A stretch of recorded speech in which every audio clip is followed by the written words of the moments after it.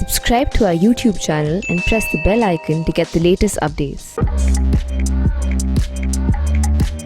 I'm with Manpreet Badal, Finance Minister of Punjab, senior Congress leader, right in the thick of the farmer protests, lots of views on the farmer agitation. Mr. Badal, welcome to The Print.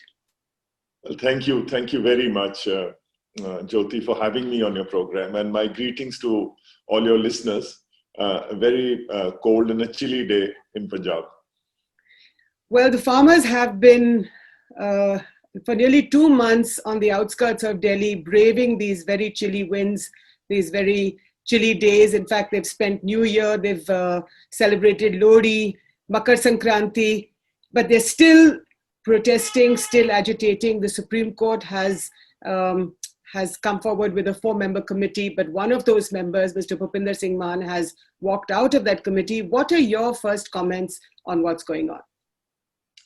Well, Jyoti, the farmers have actually been protesting in Punjab, if your listeners would recall, for at least 43 days before they actually started off from Delhi. So as someone in the government, I'm worried that this would affect the morale of the people of Punjab. Mm-hmm. Governments are supposed to be like my baps. Governments are someone who would care for their citizens, and especially if they feel this concerns lives, livelihood, jobs, a way of life. And, we are concerned in Punjab because we feel that government of India is totally out of touch with ground reality. Before the ordinances came into force, we had advised the government of India not to go ahead with this. Before it became law, Punjab government had again advised government of India that these are not just laws. These would not be acceptable to the farming community. And government of India actually didn't go for a very thorough stakeholder consultation. My own feeling is that somebody in the Niti Aayog must have, given these bills or these ordinances to the government, telling them that these are second-generation reforms, which India must go through. Mm-hmm. And they thought they were carrying out something great, but I don't think so. We should tinker with the food security of India, and these laws. I'm a very small-time minister from a very small-time state, but it is my considered view that these bills are anti-agriculture, anti-farmer, and anti the long-term food security of this nation. Jyoti, if you would recall, a few months back, there was a survey which was conducted, which was a broadcast, which was the hunger survey or hunger index around the world. And out of the 107 countries, India ranked 94, far below even countries like Ethiopia and so on and so forth. Yeah. So, in Punjab, and we will again advise the government of India that one should not stand on either prestige or ego. There are so many changes which the government of India has already admitted. And I feel what the Supreme Court, the fact that the learned judges also in their comments not only state the implementation of the law, but they also said that these laws, there is something seriously wrong with them. Mm-hmm. And this is, I think, what we have been saying all along.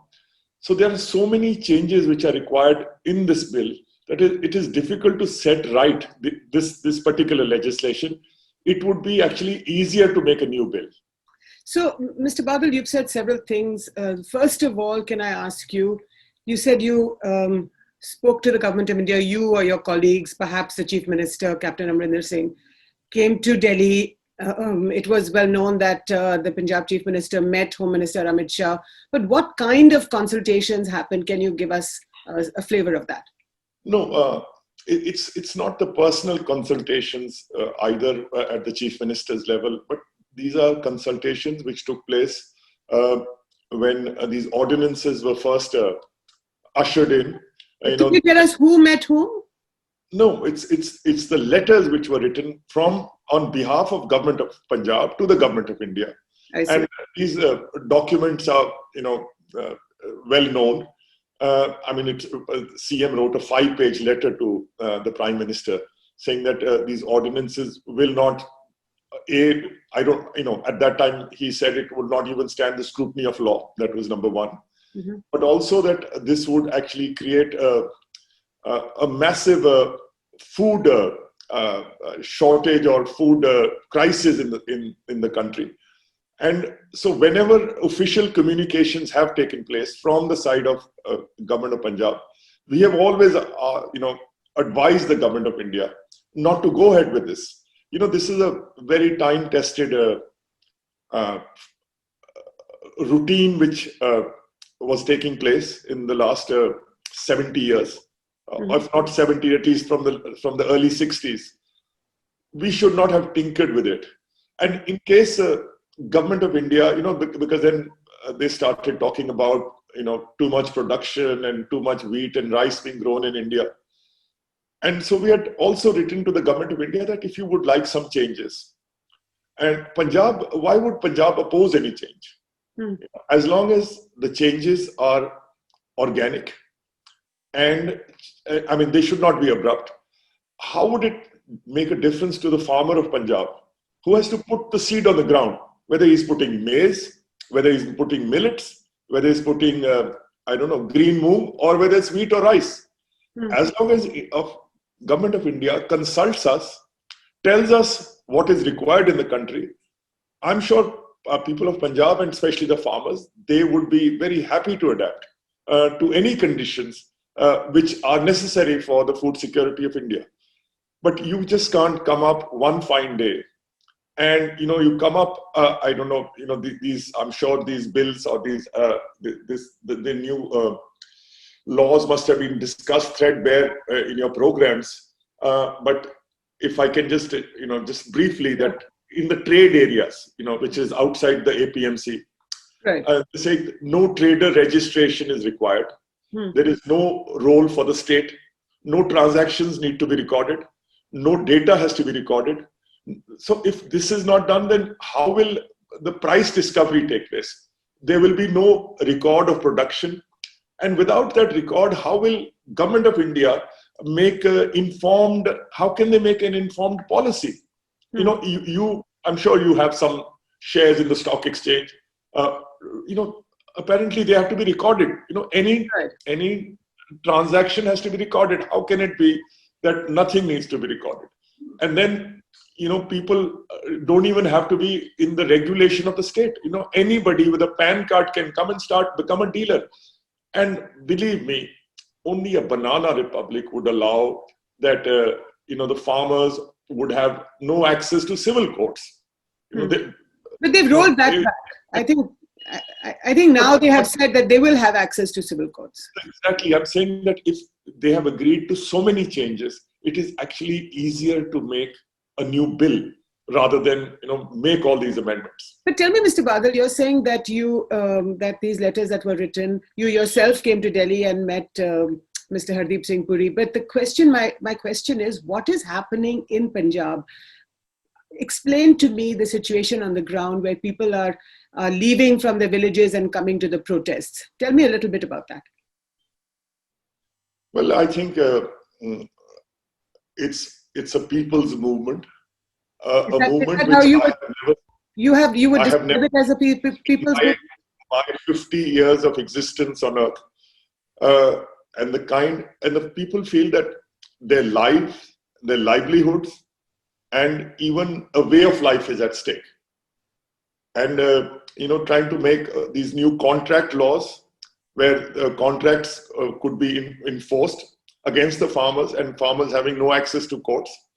So people feel very, very severely on these accounts. And so it's either, as I said, people are very, very worried, to say the least. And they were hoping, Go ahead. They were hoping that government of India would listen to this. But unfortunately, there is some kind of they're being obstinate, or I don't know how but in Punjab, in Haryana, in farming communities, there's a very, very severe reaction. So you've just come back from your village. Tell me how this is being manifested. Are people coming to you and talking to you? What are women saying in the gurudwaras? Are they talking about this in the villages?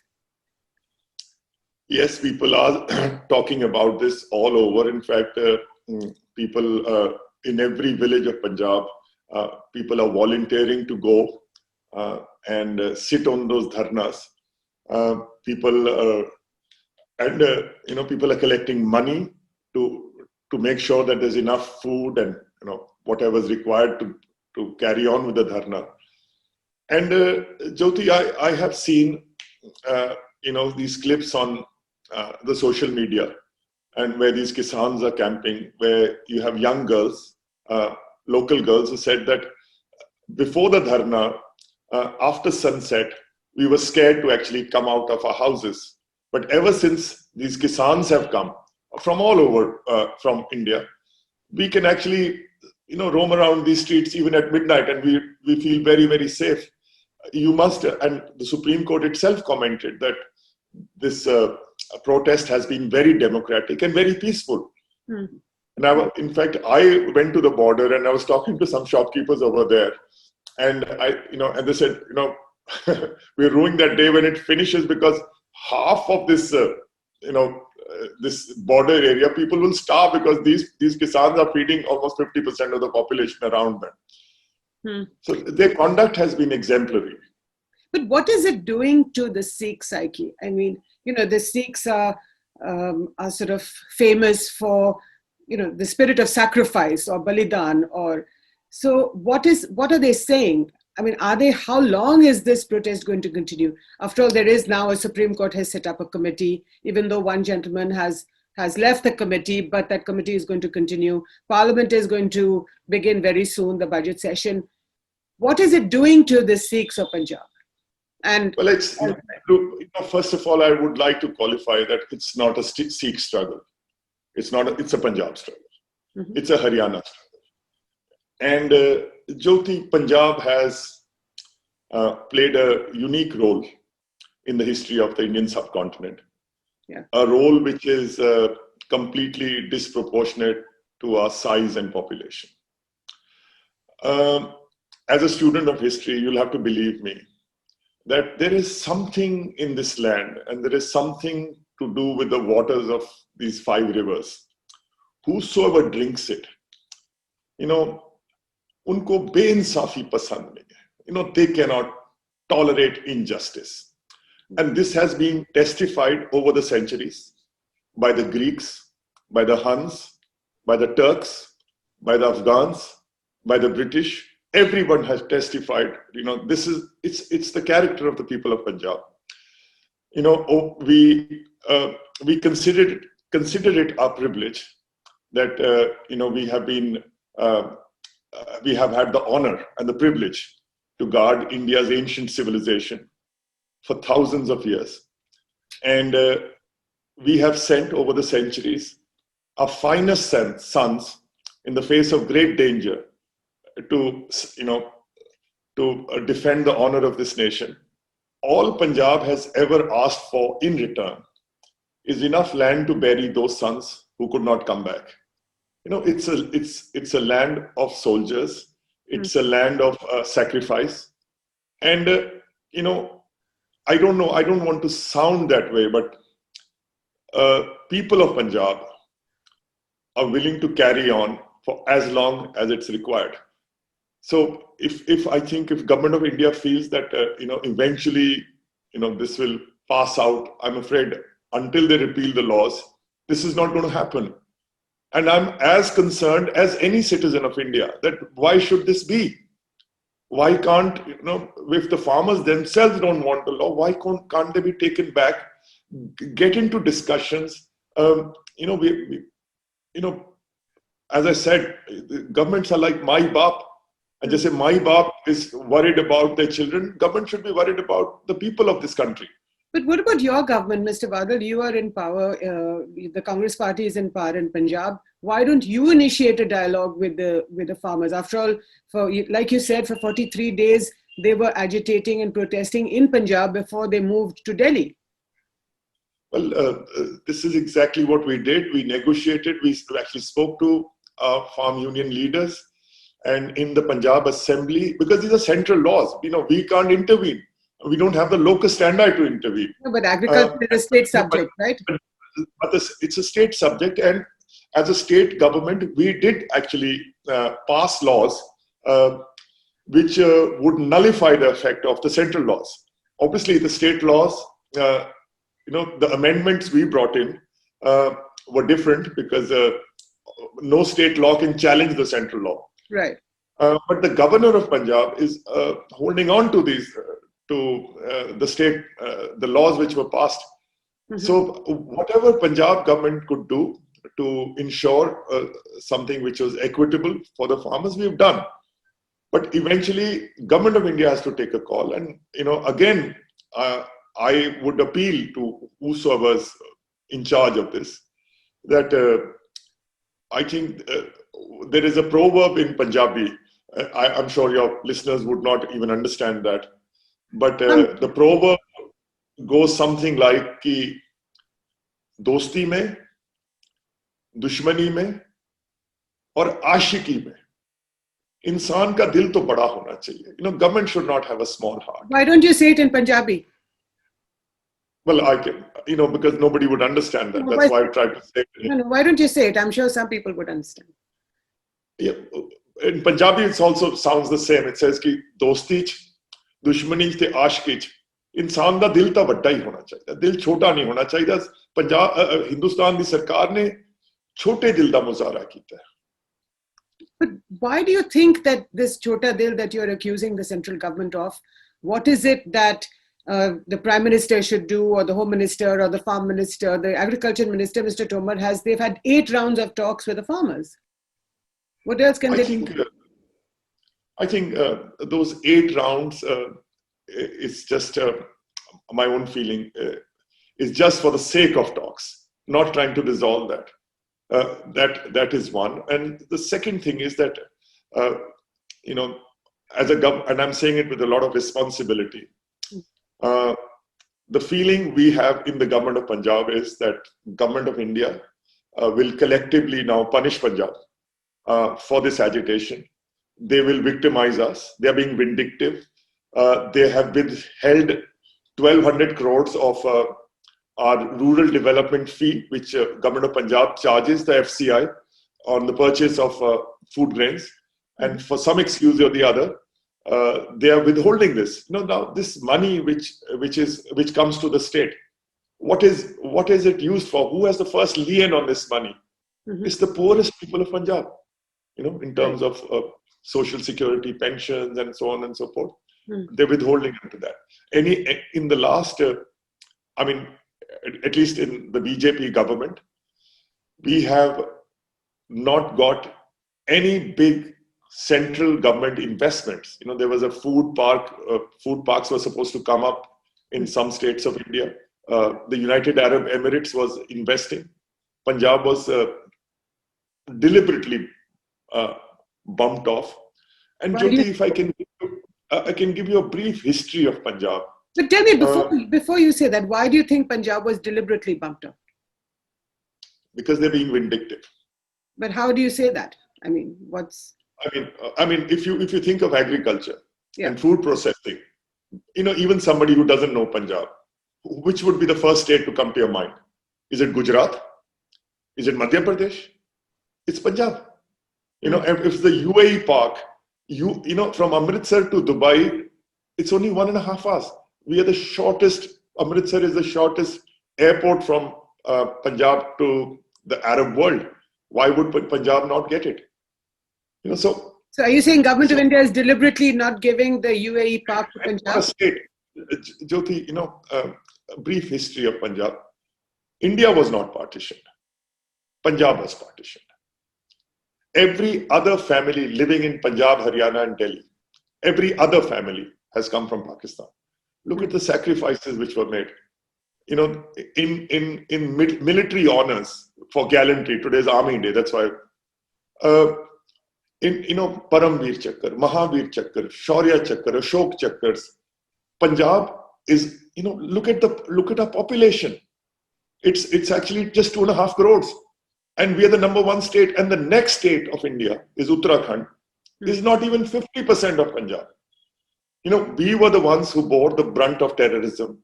Terrorism was not a homegrown terrorist movement. It was Pakistan who were taking revenge for Bangladesh. Right. Barely had we come out of, the three wars, 62, 65, 71.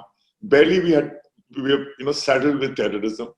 Barely we would have, had we recovered from terrorism, that in 1998, Government of India, again a BJP government, Vajpayee government, they gave special concessions, or they gave a special status to our immediate neighbors, which was Jammu Kashmir, Himachal and Uttarakhand. We have no problem. You try and help out any state. They're like our brothers. Right. But you can't destroy the economy of one state at the expense of the other. Whatever industry was left in Punjab, you just had to walk 10 meters across to Jammu Kashmir or to Himachal. There was no income tax. There was no central excise. So Punjab has always been on, we've had a very turbulent history. We've always been on the receiving end. And Jyoti, finally, in the 1962 war, Government of India had, appealed to its citizens that please donate money and gold for the war effort. Right. Just hold your breath. Punjab donated 250 kilograms of gold. The rest of India donated 5 kilograms. 8 crores was collected, out of which 4 crores came from Punjab alone. And now, they have the cheek to term us as Khalistanis, anti-national, and kya baat yaar. No, this hurts. This hurts Punjab. This will affect our morale. I beg them not to do that.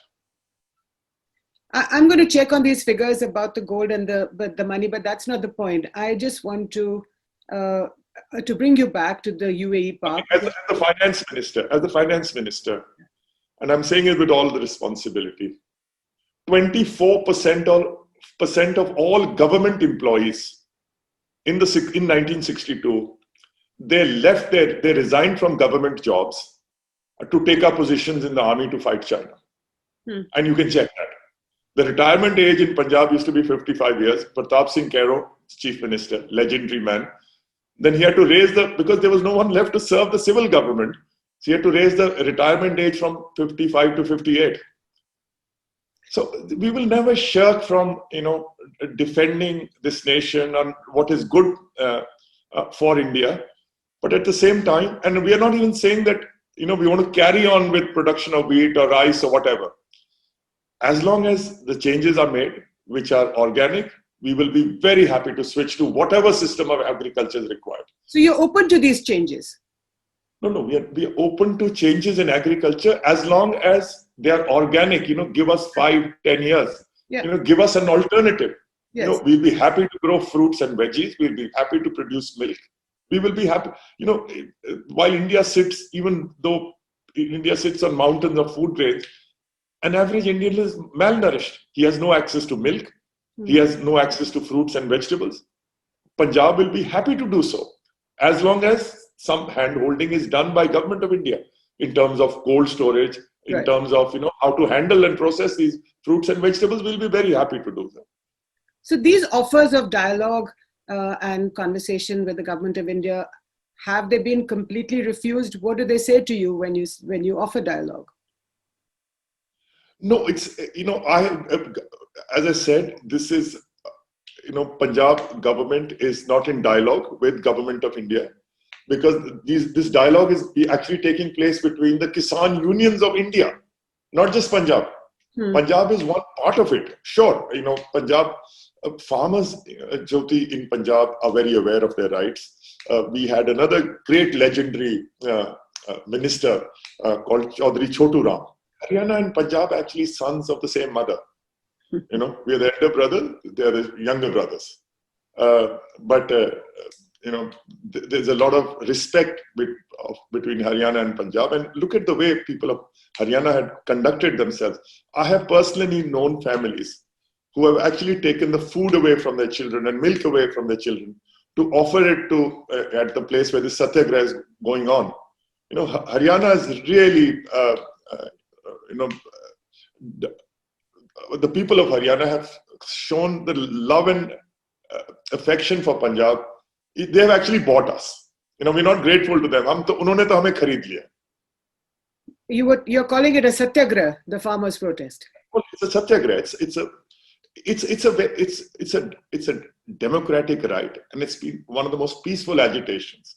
I mean, there's not even a single case of snatching. I've known people. I've seen these people on the stage announcing that somebody's lost a gold kada or some gold ornament, and please come and collect it from the stage.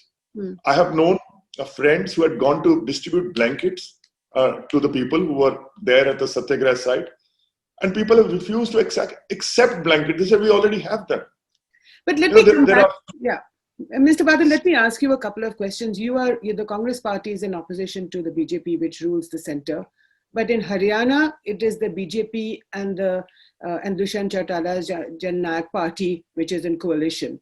Now, what is happening to the politics in your state? You just called Haryana your younger brother. What do you think is happening to the politics in both your states, both these states? Well, I don't know what is happening in Haryana, but what I read in the newspaper was that the chief minister's helicopter could not land for a public meeting. And that is the sentiment against people who are supporting these farm laws. So I'm worried, that why should it come to such a pass that people are agitated to an extent where they would not even listen to their chief minister, regardless of which chief minister it is. Just a question: why do you think that the government is being vindictive towards you? That the central government? Because since the 1960s, Jyoti, this rural development fee, which is charged on food grains, has been paid by the Food Corporation of India without any questions. It's a statutory tax. They can't deny it to us. And they have withheld it under they just wrote us a letter that we believe you misuse this fund. And within 1 week, we gave them the details of where this fund has been used. But it's still being withheld for the last 3 months. If this is not vendetta, then what is? I want, last couple of questions, Mr. Badal, your comment on one of the members of this Supreme Court appointed committee, Mr. Bhupinder Singh Maan, a former Rajya Sabha member, and the president of the Bharatiya Kisan Union of his faction. What do you make of the fact that people are withdrawing from the Supreme Court committee? I think it's a bad omen. And this, I don't want, obviously, I don't want to comment on the wisdom of the learned Supreme Court.